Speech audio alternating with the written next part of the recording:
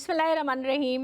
अस्सलाम वालेकुम नाज़रीन, मैं हूँ रिज़वाना ख़ज़नफ़र और आज हम बात करेंगे पंजाब और केपी के में जो इलेक्शन का मामला है। आज हम उसके ऊपर एक तफसीली गुफ्तगू आपके सामने करेंगे। जैसा कि हम जानते हैं कि सो मोटो एक्शन लेने के बाद सुप्रीम कोर्ट ने वजारत दिफा, स्टेट बैंक और वजारत माल को बुला के ये सुप्रीम ऑर्डर दिया कि वो जो इलेक्शन में जो रकम इस्तेमाल होनी है 21 अरब की रकम जो है वो इलेक्शन कमीशन को अदा की जाए। और उसके लिए एक उन्होंने टाइम भी दिया कि 18 तारीख तक जो है वो इलेक्शन कमीशन को पैसे दिए जाएं ताकि मुल्क में 14 मई को जो है वो इलेक्शन करवाए जा सके।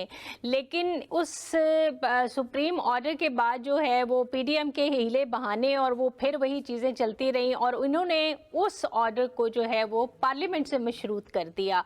और उसके बाद शहबाज शरीफ ने पार्लियामेंट में जाकर उसके ऊपर उन्होंने वोटिंग करवाई और जिस तरह जो है वो काबीना ने जितने भी अरकान पार्लियामेंट थे उन्होंने उस बिल को मंजूर नहीं किया।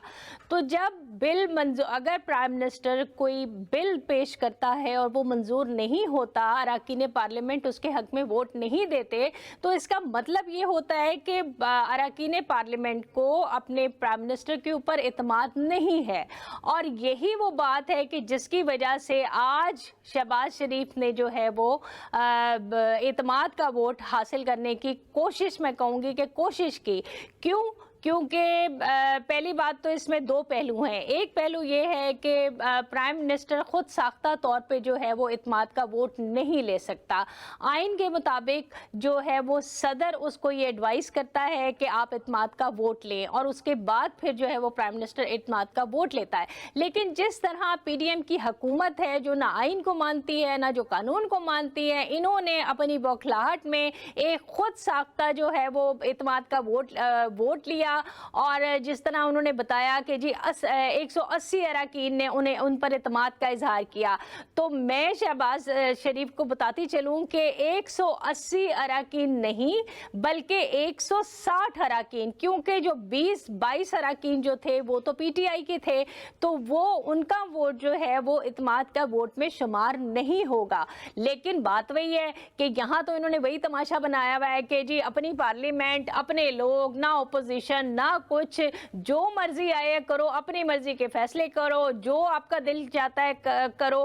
क्योंकि यहाँ इनके नज़दीक ना तो कोई आइन है ना कोई कानून है। और जिस तरह इन्होंने आइन की धज्जियां बिखेरी हैं उसकी तो मैं कहती हूँ कि पिछले मतलब कोई मिसाल ही नहीं मिलती है।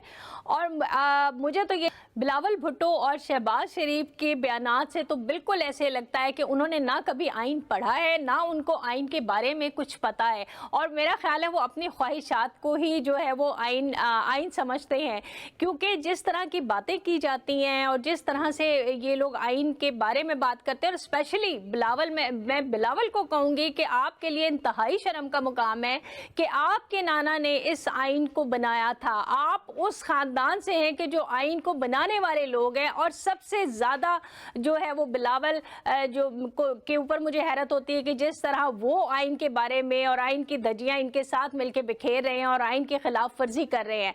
तो मैं ये बताती चलूँ कि आइन जो है वो एक पार्लियामेंट ने ही पास किया है, लेकिन अगर हम देखें तो इस वक्त सबसे मोतबर जो चीज़ है वो हमारा आइन है और हमें उसकी पासदारी करना लाजिम है। लेकिन मुझे ऐसे लगता है कि ये लोग जो हैं, ख़ास तौर पे पीडीएम और ये फजलुर रहमान जो है, ये आइन को दफनाने में इन्होंने गोरकन का किरदार अदा किया है। क्योंकि जिस तरह से हम पीछे भी पिछले दिनों देखते रहे हैं, तो मैं यही कह सकती हूँ कि इन्होंने जिस तरह आइन को दफनाया है तो ये गोरकन का किरदार अदा किया है इन्होंने। शहबाज शरीफ ने पार्लियामेंट में जो कॉन्फिडेंस का वोट लिया, तो मैं शहबाज शरीफ साहब से ये पूछना चाहती हूँ कि किस बात पे आप पार्लियामेंट के जो अरकान हैं उन्होंने आपको क्या इस बात पे कॉन्फिडेंस का वोट दिया कि इस वक्त इन्फ्लेशन रेट जो है वो 45 से 47% पर जा रहा है, या इस बात पर दिया कि आपने NRO 2 लेके दिया? क्योंकि पूरी काबीना जो है वो नैबज़दा काबीना है।